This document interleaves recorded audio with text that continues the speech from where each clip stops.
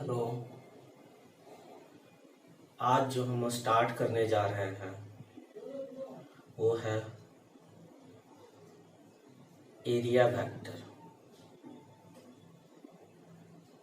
Area vector क्या होता है? अभी तक जो हम पढ़ रहे थे, एरिया को स्केलर क्वांटिटी लेके पढ़ रहे थे, लेकिन जब हम इलेक्ट्रिक फ्लक्स पढ़ने जा रहे हैं तब वहां पे एरिया को एक वेक्टर क्वांटिटी जैसा कंसीडर किया जाता है। यहाँ पे एरिया वेक्टर को हम एस वेक्टर से डिनोट करते हैं। एरिया वेक्टर जब होगा तो उसका डायरेक्शन किधर होगा?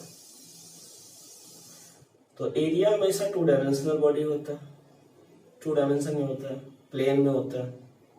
तो जो एरिया वेक्टर का डायरेक्शन होगा वो हमेशा normal to the surface of plane होगा, normal to the surface of plane होगा। ठीक है, तो हम एरिया वेक्टर को हमेशा एस वेक्टर से जोड़ करते हैं। तो आप बोल सकते हैं area vector that is S vector equal to S into N cap. S होगा मैग्नीट्यूड ऑफ एरिया और एन कैप होगा direction of area vector which is normal to the plane of area, जो एरिया से हमेशा normal होगा। जैसे एक seat हम ऐसे कंसीडर कर रहे हैं,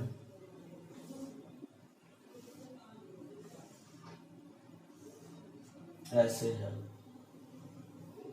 ये एक एरिया हो बनाएगा, तो इससे नॉर्मल कैसे मिलेगा? ऐसे जस्ट एबव द सरफेस, यहाँ 90 डिग्री बनाएगा, नॉर्मल टू द प्लेन। अगर इसका एरिया एस है तो ये डायरेक्शन देगा किसका? एन कैप का। तो अगर एस वेक्टर लिखना है तो क्या लिखेंगे? S N cap. क्लियर है? ठीक है, कुछ ऐसा भी हो सकता है,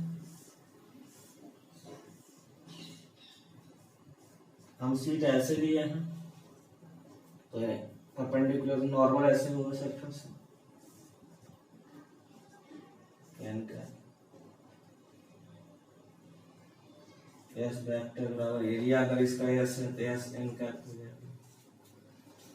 देखिए होता क्या है, आप जिधर से देख रहे हैं उधर ही नॉर्मल रखिए। कोई आदमी उधर से देख रहा होगा तो उधर रखेगा, हम इधर से देख रहे हैं तो हमको ये एरिया दिख रहा है इसलिए हम इधर रखेंगे। तो जिस साइड से आप उस एरिया को देख रहे हैं उसी प्लेन से परपेंडिकुलर, उसी प्लेन से नॉर्मल आपका एरिया वेक्टर मिलता है। ठीक है, तो एरिया वेक्टर हमेशा परपेंडिकुलर होता है to the plane of surface होता है। ठीक है, अगर हम इसी को स्मॉल एरिया में कंसीडर करेंगे फॉर स्मॉल एरिया के लिए, तो छोटा सा एरिया के लिए डीएस वेक्टर हो जाएगा, है ना? तो डीएस इंटू एन कैप हो जाएगा, सिंपल सा। छोटा एरिया तो छोटा मैग्नीट्यूड, एन कैप हमेशा उस छोटे से पार्ट के परपेंडिकुलर होगा। जैसे सपोज आप देख सकते हैं ऐसा कोई एक सरफेस है, स्फेरिकल एक सरफेस हम कंसीडर किए हैं।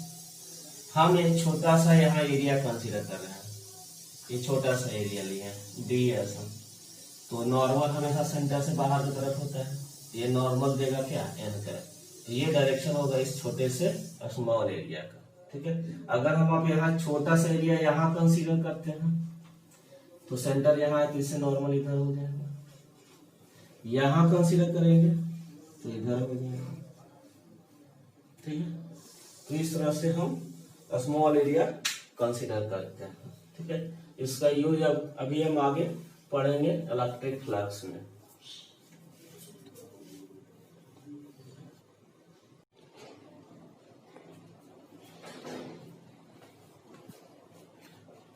तो अब हमें इलेक्ट्रिक फ्लक्स देखना है, इलेक्ट्रिक फ्लक्स होता है क्या। तो अगर किसी भी हम लोग पहले पढ़े थे इलेक्ट्रिक फील्ड लाइंस, कि जहाँ इलेक्ट्रिक फील्ड एग्जिस्ट करता है वहाँ इलेक्ट्रिक फील्ड लाइंस भी होता है। तो number of electric field lines या electric forces of lines passing through a given area, किसी गिवन एरिया से कितना number of electric flux lines pass कर रहा है, इलेक्ट्रिक फील्ड लाइंस पास कर रहा है, किसी गिवन एरिया से कितना number of electric field lines pass कर रहा है, वही आपका इलेक्ट्रिक फ्लक्स कहलाता है, जिसे हम डिनोट करते हैं फाई से। ठीक है, अगर इसका मैं फार्मूला वाइज देखूं डेफिनेशन, तो electric flux is the product of electric field and area vector perpendicular to the electric field. Area vector जो होगा वो क्या होना चाहिए, परपेंडिकुलर होना चाहिए, किससे, इलेक्ट्रिक फील्ड से। ठीक है, यह surface perpendicular to the electric field, electric field से सरफेस परपेंडिकुलर होना चाहिए। उस टाइम प्रोडक्ट जो होगा एरिया का और इलेक्ट्रिक फील्ड का, वही आपका देगा क्या, इलेक्ट्रिक फ्लक्स। तो जैसे हम एक सीट लिए हैं, ऐसा कुछ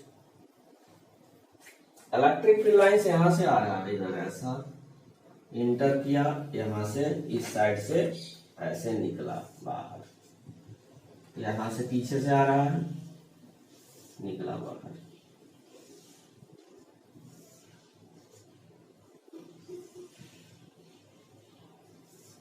इस तरह से यूनिफॉर्म इलेक्ट्रिक फील्ड है जो हमेशा इस प्लेन से क्या है, परपेंडिकुलर है, और इसका एरिया क्या है, एस। तो इस टाइम जो फ्लक्स होगा, electric flux passing through this surface area,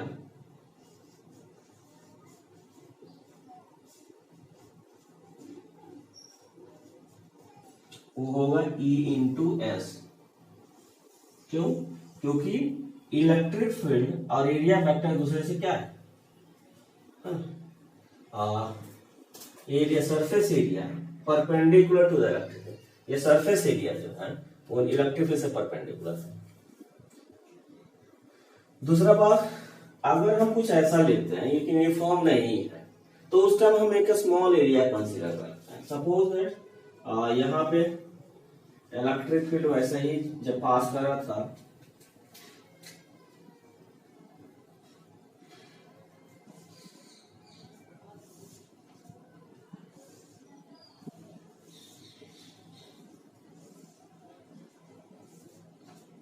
कुछ ऐसा यूनिफॉर्म इलेक्ट्रिक फील्ड है, ये इलेक्ट्रिक फील्ड हुआ, तो हम क्या करेंगे, कहीं पे भी एक छोटा सा एरिया कंसीडर करेंगे। सपोज दैट मैं यहाँ पे एक छोटा सा एरिया कंसीडर किया, ये, तो इससे नॉर्मल कैसा हो जाएगा, ये छोटा सा एरिया ds वेक्टर हुआ,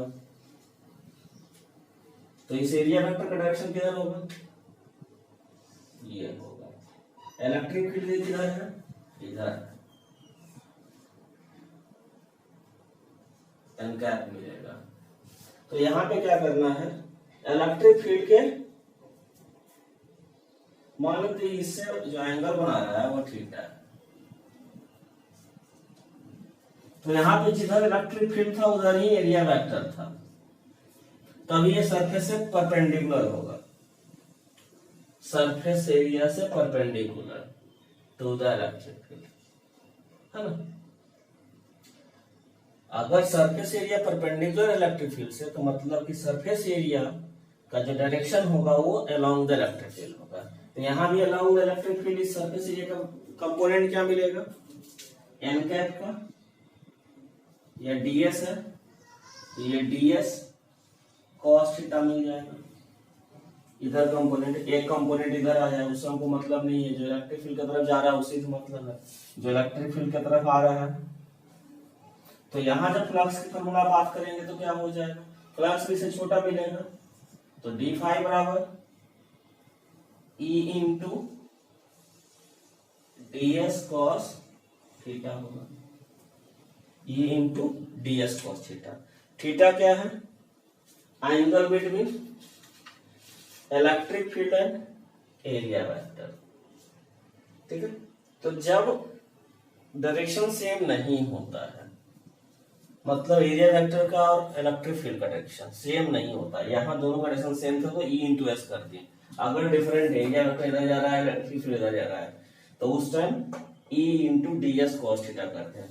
तो अगर पूरा फ्लक्स निकालना है तो हम बोथ साइड इंटीग्रेशन करेंगे।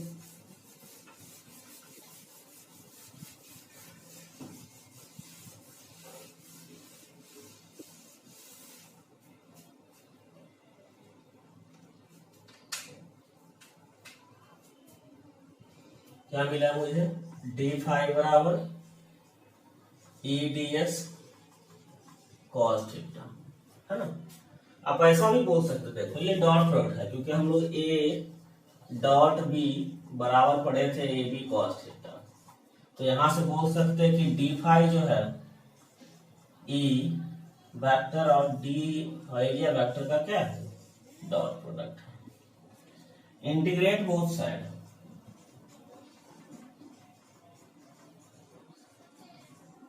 दोनों तरफ आप इंटीग्रेट करिए, क्या मिलता है, D phi equal to integration of E dot D S, ठीक है। तो इसका जो इंटीग्रेशन होगा वो पूरे सरफेस एरिया के लिए होगा, पूरा क्लोज सरफेस एरिया के लिए। तो एस बोल सकते हैं ई डॉट डी एस। कहीं कहीं पे ऐसा भी आपको लिखा मिल जाएगा,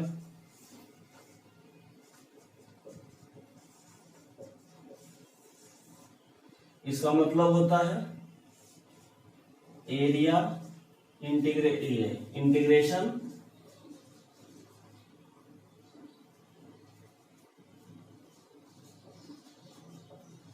ओवर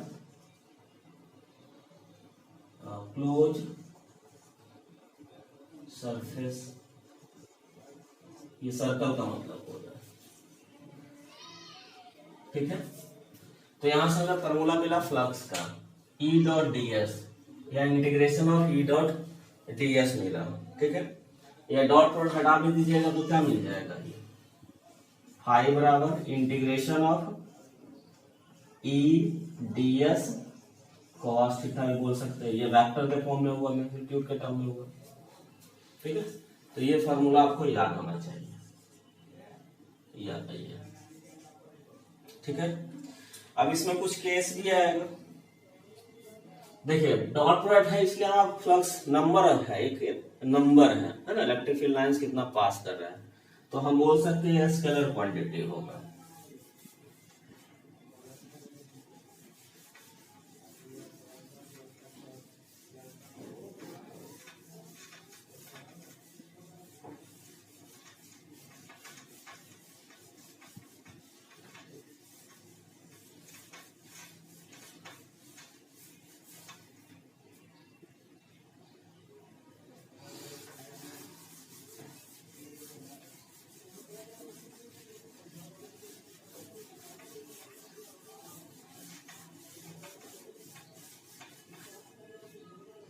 तो थोड़ा केस देख लेते हैं। फॉर्मूला भी आया फाई बराबर integration of E D S cos theta, ठीक है। Case 1, if theta is equals to 0 degree, theta 0 है, ठीक है, तो कॉस 0 का वैल्यू 1 होता है, तो फ्लक्स मिल जाएगा integration of E D S cos 0 degree, और फ्लक्स का वैल्यू मिल जाएगा ई डी एस। छोटा छोटा एरिया इंटीग्रेट करेंगे तो पूरा एरिया मिलेगा ई एस, और एक कॉस 1 मैक्सिमम वैल्यू है, तो ये इस टाइम फ्लक्स पासेज या फिर फ्लक्स इज मैक्सिमम होगा। तो मैक्सिमम कब होगा, जब एंगल 0 होगा, किसके किसके बीच में, इलेक्ट्रिक फील्ड और एरिया वेक्टर। मतलब कुछ ऐसा बोल सकते हैं कि इधर से इधर इलेक्ट्रिक फील्ड लाइन जा रहा है, अगर तो एक सीट को हम रख रहे हैं ऐसा कुछ जिसका एरिया वेक्टर उसी के डायरेक्शन में है ना। अगर इधर से इलेक्ट्रिक फील्ड लाइंस आ रहा है तो किसी सीट को अगर हम रखते हैं इस तरह से तो इससे maximum number of field line, जैसे जैसे आप टिल्ट करिएगा तो देखिएगा ये कम होना। एक टाइम ऐसा आएगा कि हम पैरेलल कर दीजिएगा इलेक्ट्रिक फील्ड लाइन से तो एक भी इलेक्ट्रिक फील्ड लाइन नहीं पास करेगा इससे, है ना, ऐसा कुछ हो जाएगा। तो जब अलोंग द इलेक्ट्रिक फील्ड है ये तो उस टाइम मैक्सिमम फ्लक्स पास करेगा, ये मैक्सिमम फ्लक्स होगा। ठीक है, दूसरा केस लीजिए, केस 2 क्या ले रहे हैं, if theta is equals to 90 degree तो उस टाइम cos 90 का वैल्यू क्या मिल जाएगा, 0, है ना। तो कोई भी फील्ड लाइन 0 का मतलब फ्लक्स मिल गया integration of E D S cos 90 0 तो फ्लक्स का 0 मतलब कोई भी फ्लक्स नहीं पास करेगा, हाँ, उससे हो कि कोई भी फील्ड लाइंस नहीं गुजरेगा तो फ्लक्स मिनिमम कोई गुजर ही नहीं रहा है तो इज मिनिमम मतलब कुछ ऐसा होगा इलेक्ट्रिक फील्ड लाइंस इधर जा रहा है तो हम सीट को भी ऐसे रखे हैं जिसका एरिया वेक्टर इधर मिल रहा है, नॉर्मल है ना। इलेक्ट्रिक फील्ड इससे इधर जा रहा है, आप सीट को कैसे रख रहे हैं, है ना, आपका लेफ्ट टू राइट जा रहा है, हम सीट को ऐसे रख रहे हैं, इसका एरिया वेक्टर कैसे होगा, इस तरह से होगा, है ना, नॉर्मल हो गया इलेक्ट्रिक फील्ड लाइन से। तो इससे होके कुछ नहीं जाएगा, ऊपर से जाएगा या तो नीचे से जाएगा। तो अगर इलेक्ट्रिक फील्ड पैरेलल हो जाता है किससे, ये प्लेन से पैरेलल हो जाता है, इलेक्ट्रिक फील्ड प्लेन से पैरेलल हो जाता है तो उस टाइम 0 फ्लक्स, अगर उससे परपेंडिकुलर रहता है ये, है ना, तब ये मैक्सिमम, या फिर एंगल के टर्म में देखें तो जब 0 डिग्री एंगल रहता है एरिया वेक्टर इलेक्ट्रिक फील्ड से तो मैक्सिमम फ्लक्स, और जब 90 बनाता है एरिया वेक्टर इलेक्ट्रिक फील्ड से तो मैक्सिमम फ्लक्स होता है। ठीक है, डॉट प्रोडक्ट है इसके स्केलर क्वांटिटी होगा, इसका यूनिट आता है ऐसा यूनिट, इसका हम लोग पढ़े थे न्यूटन पर कूलम और ये मीटर स्क्वायर आ गया तो हम बोल सकते हैं न्यूटन मीटर स्क्वायर पर कूलम, न्यूटन मीटर स्क्वायर पर कूलम, है ना। इसका दूसरा यूनिट वेबर भी होता है। डायमेंशनल फॉर्मूला लिखना है,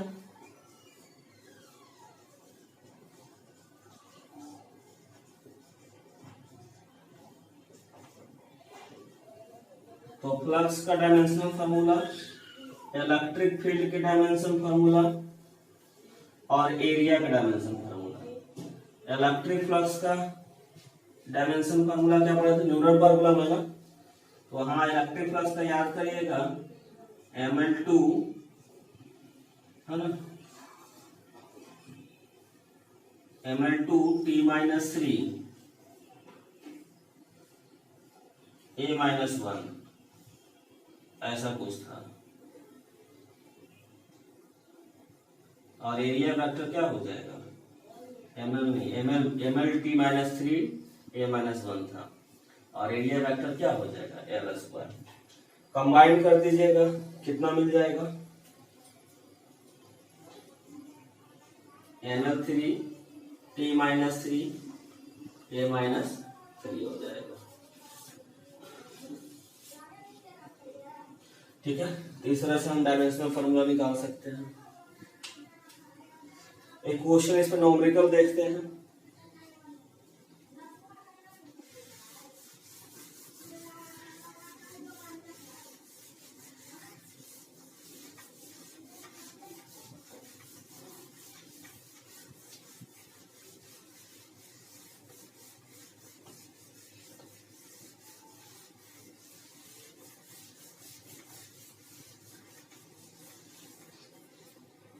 Calculate the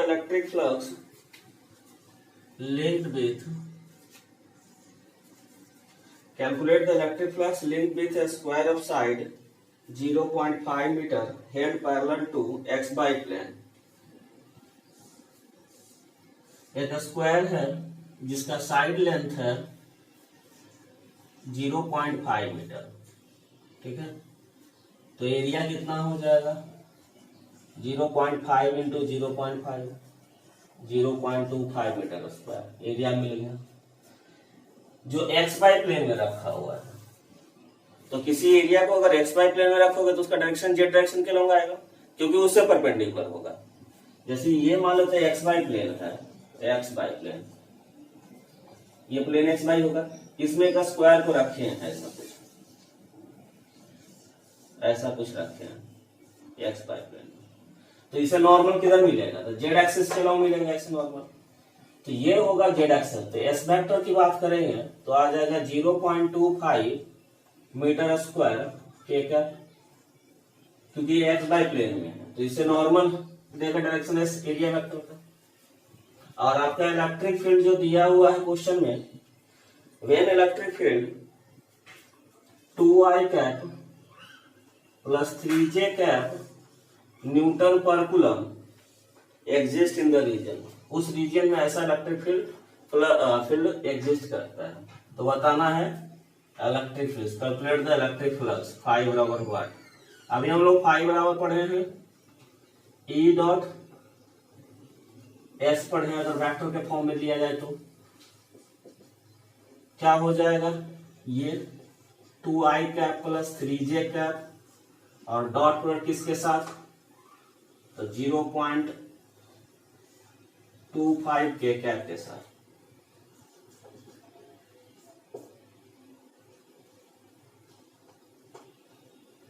zero 0.5 I dot के